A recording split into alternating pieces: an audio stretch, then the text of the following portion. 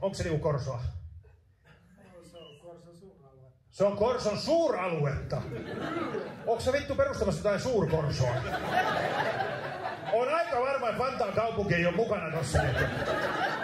Mikä se on? Sinä niissä silokkipäissä ja satana vesuri kädessä. Nyt on suurkorso.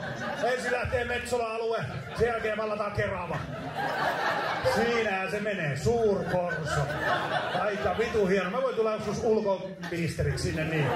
Ootan, jos otetaan Kampin mies, hän näyttää viisaalta ihmiseltä, hän voi olla meidän presidentti.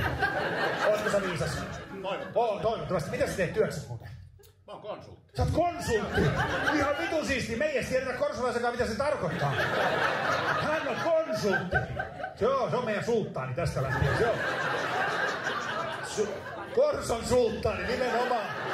Sä oot yhden valkoviinilasillisen juonti ollut silleen, kyllä minä valtaan saatana koko Vantaa. Ja Vantaa vasta alkua, sen jälkeen on Espoo, niillä on rahaa, saadaan meriyhteys. Sen jälkeen se on Tallinna.